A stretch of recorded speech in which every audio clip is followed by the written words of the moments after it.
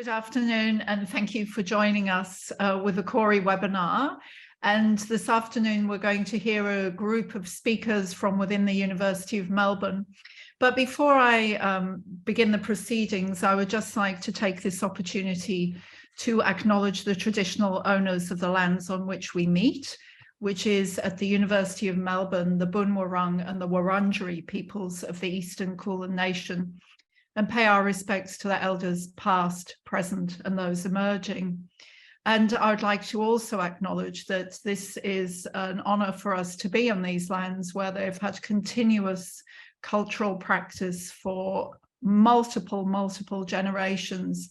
And we have much to benefit from these artistic and creative practices. And I think we're going to hear some more about that in the discussion now. So without further ado, I'll hand over to Fred Kiernan, who is then going to introduce the rest of the team. Thank you. Thank you, Jane. And I echo your acknowledgement of the country where we are all gathering. My name's Fred Kiernan. I'm a Melbourne postdoctoral fellow at the Melbourne Conservatorium of Music. And I was at one point the coordinator and a research fellow at the Creativity and Wellbeing Hallmark Research Initiative. And then I moved into my current role. And I had the great privilege during that time at CAWRI to join a team of researchers, some of whom are here today, to work on a project which is called the Varieties of Imagination, Creativity and Wellbeing in Australia. And we've been using the acronym VICAW to refer to it. And that project has been going for about 18 months now, roughly. And that's what we're going to talk about today. The structure of this webinar will be somewhat informal. It will be a semi-structured conversation between members of the research team, and I'll sort of act as a bit of an MC. But I'll start with a brief overview of the project, just to give you a summary of what it is, and then we'll get into a more conversational sort of format. The team members that we have here today are Anthea Skinner, Mackenzie Postdoctoral Fellow at the Victorian College of the Arts. We have Peter Otto, who is a Redmond Barry Distinguished Professor at the Faculty of Arts, and he's also the Executive Director of the Enlightenment, Romanticism and Contemporary Culture Research Unit there, and also Aaron Corn, who is a Professor and he's the Inaugural Director of the Indigenous Knowledges Institute at the University of Melbourne. This project, VICAW, is a collaboration between three main groups. One is the Indigenous Knowledges Institute, the second is the ERCC, which Peter is the director of, and the third one is CAWRI, the Creativity and Wellbeing Hallmark Research Initiative. But we have also been working very closely with a really wide range of collaborators drawn from our networks, and they come from arts backgrounds, disability, academic communities, Indigenous studies, and whatnot. So it's a really diverse group of people that have been involved in this project.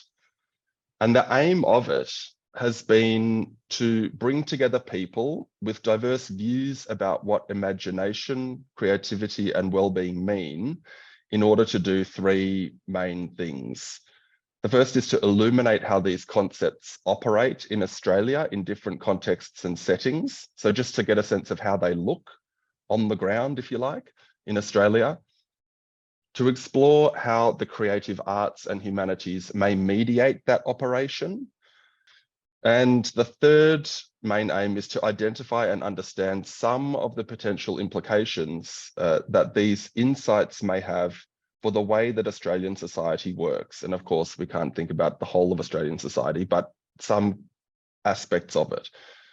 So in other words, we want to know what change might be possible if we think about imagination, creativity, and well-being in Australia from the ground up, so to speak.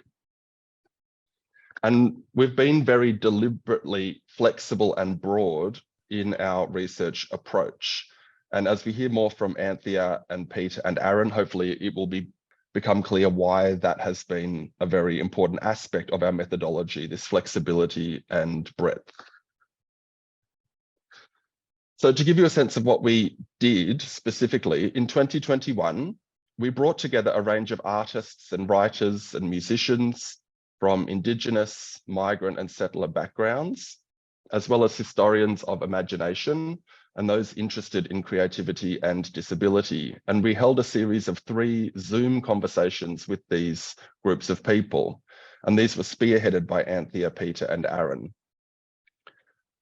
And all of the conversations explored questions around imagination, creativity, and well-being. But in Anthea's group, this also drew in a focus on the themes of disability, while Aaron's group was more geared towards the relevance of these concepts to Indigenous Australians in particular. And Peter's group included a wide variety of voices from academic disciplines and fields such as art history and literature. And we recorded these conversations, we took notes, and we had many meetings among the research team along the way to reflect on what came up and what we thought we might be learning. And after these 3 conversations had occurred, we then held a roundtable on the 9th of December in 2021. And this roundtable discussion brought together representatives from the 3 groups, in order to create new points of contact and exchange and to push the conversation even further. And I think at this point, it's worth saying that for much of this process, we were not entirely sure where the conversations were actually going or what was supposed to come out of them. We just knew that engaging diverse perspectives in dialogue would lead us somewhere. And so our aim was really just to see where it would all go.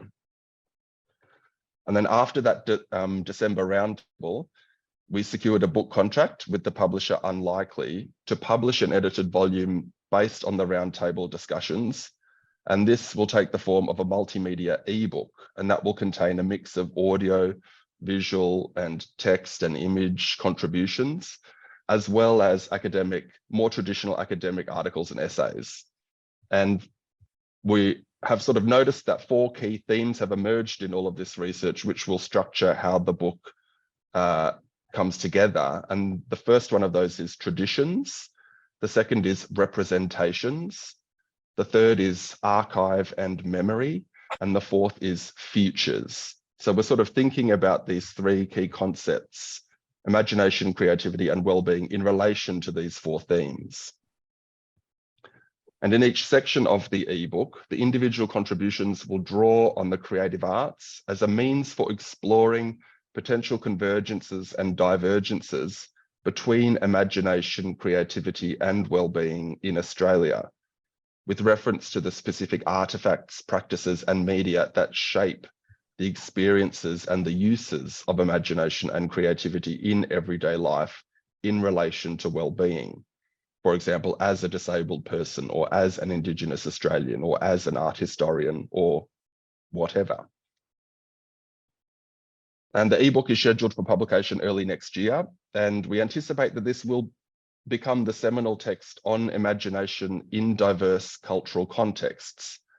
And this will, we hope, broaden the role of creativity and imagination in wellbeing research. So that's a sort of quick, sort of formal summary of what this project is. Hopefully that gives you a sense of what we've been up to. And I'd like to now sort of turn to other members of the research team to dive a little deeper into their perspective on this project and its benefits. And so